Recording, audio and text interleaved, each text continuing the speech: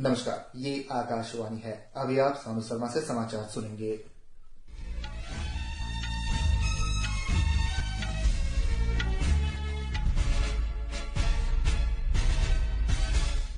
पहले मुख्य समाचार।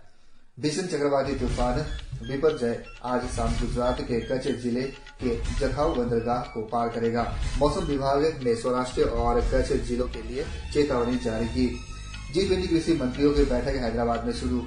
महिला 20 शिखर सम्मेलन चेन्नई के निकट महाबलीपुरम में शुरू। दिल्ली पुलिस ने यौन उत्पीड़न मामले में भारतीय कुश्ती महासंघ के अध्यक्ष ब्रिजभूषण शरण सिंह के खिलाफ आरोप पत्र दायर किया। अब समाचार विस्तार से। चक्रवाती तूफान बिपरजॉय के आज शाम गुजरात के कच्छ जिले के जखाऊ बंदरगाह के पास टकराने की आशंका है। मौसम विभाग के अनुसार बिपरजॉय चक्रवात के गुजरात के जखाऊ बंदरगाह के पास मालवी और पाकिस्तान के कराची तटों को 150 किलोमीटर प्रति घंटे की रफ्तार से पार करने की संभावना है। मौसम विभाग ने सौराष्ट्र और कच्छ जिलों के तटवर्तीय क्षेत्रों के लिए चेतावनी जारी की है। विभाग के क्षेत्रीय निदेशक MS मोहंती ने आकाशवाणी को बताया कि भीषण चक्रवाती बिपरजॉय इस समय जखाऊ बंदरगाह से 200 किलोमीटर दूर है। राज्य सरकार ने इस संभावित आपदा से निपटने के लिए वायुसेना, नौसेना, तटरक्षक बल और सेना की सहायता के लिए समन्वय किया है और आपदा प्रबंधन की तैयारियों पर भी बल दिया है। एहतियात के तौर पर चक्रवात की आशंका वाले जिलों से 74,000 लोगों को सुरक्षित स्थानों पर पहुंचाया गया है। राज्य सरकार ने चक्रवात के संभावित खतरों से निपटने के लिए राष्ट्रीय आपदा मोचन बल और राज्य आपदा मोचन बल की 34 टीमें तैनात की है।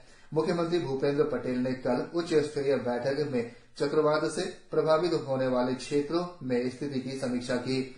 बिपरजॉय के प्रभाव से गुजरात के अनेक जगहों पर भारी वर्षा की आशंका है। पिछले 24 घंटों में राज्य के 115 विकास खंडों में वर्षा हुई है। हमारे संवाददाता ने बताया है कि तेज वर्षा और चक्रवात से होने वाली क्षति को रोकने के लिए प्रशासन ऐतिहासिक उपाय कर रही है।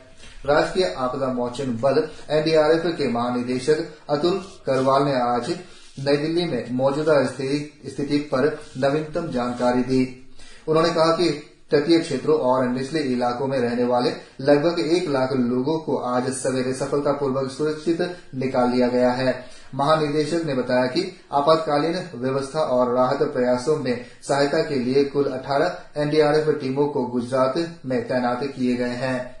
गुजरात के राहत आयुक्त आलोक पांडे ने बताया कि पिछले कुछ घंटों में चक्रवात की रफ्तार में कमी आई है। मौसम विभाग के अनुसार तूफान की गति धीमी हो गई है और आज रात इसके तट से टकराने की आशंका है।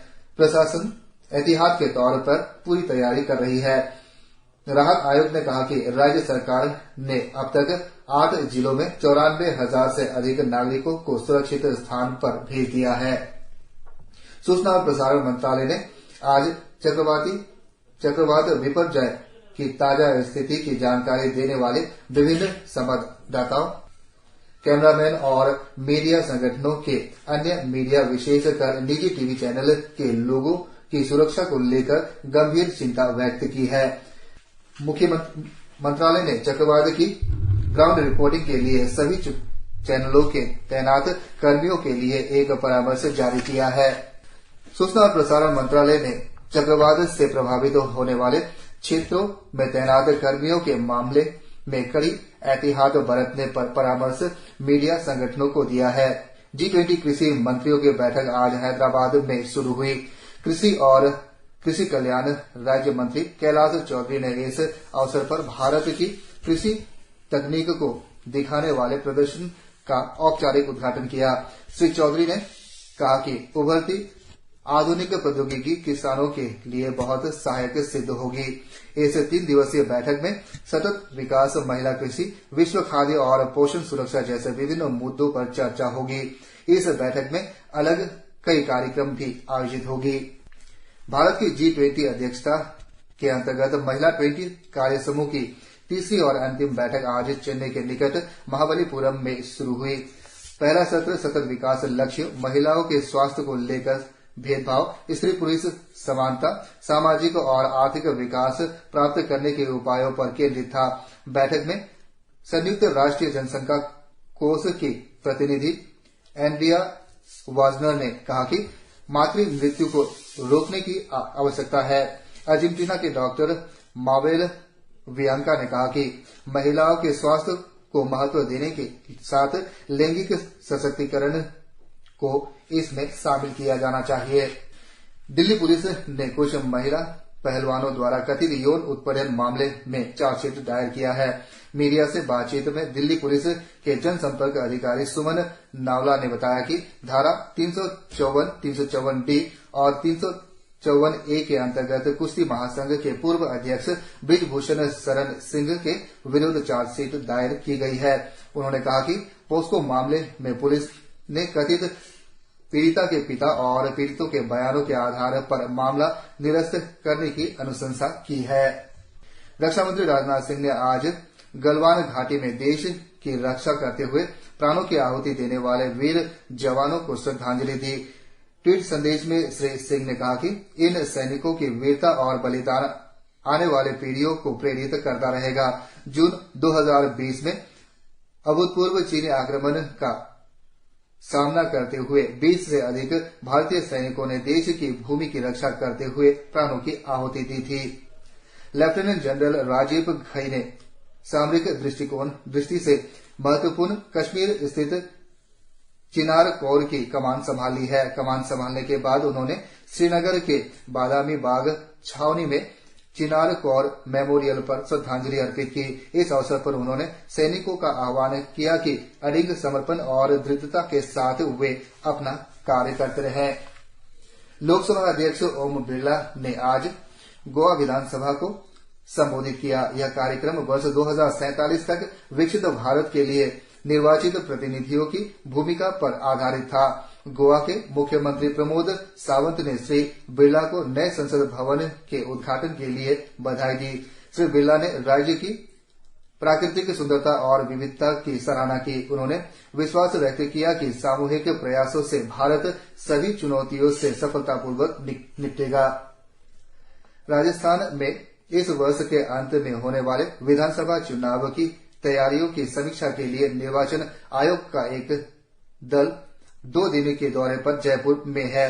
आयोग का दल आज जयपुर में प्रदेश के सभी जिला अधिकारियों और पुलिस अधीक्षकों के साथ बैठक कर रहा है। केंद्र में राष्ट्रीय जनतांत्रिक गठबंधन सरकार के 9 वर्ष पूरा होने पर आकाशवाणी समाचार सरकार के विभिन्न पहल पर श्रृंखला प्रसारित कर रहा है। इसके अंतर्गत आज बहुउद्देशीय और बहुविध मंच प्रगति की चर्चा कर रहे हैं। प्रधानमंत्री नरेंद्र मोदी इस महीने की 18 तारीख को मन की बात कार्यक्रम के अंतर्गत देशवासियों से अपना विचार साझा करेंगे। यह इस कार्यक्रम की 102वीं कड़ी होगी। एक ट्वीट के जरिए प्रधानमंत्री ने अपने इस कार्यक्रम के लिए देशवासियों से सुझाव मांगे हैं।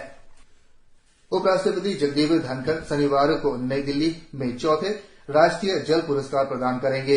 जल शक्ति मंत्रालय ने चौथे राष्ट्रीय जल पुरस्कार 2022 के लिए कुल 41 विजेताओं की घोषणा की है। प्रत्येक पुरस्कार विजेताओं को प्रशस्ति पत्र और एक ट्रॉफी से सम्मानित किया जाएगा। यह पुरस्कार सरकार की जल समृद्धि भारत की परिकल्पना साकार करने के लिए विभिन्न व्यक्तियों और संगठनों के अच्छे कार्यों और प्रयासों को प्रोत्साहित करने के लिए दिए जाते हैं।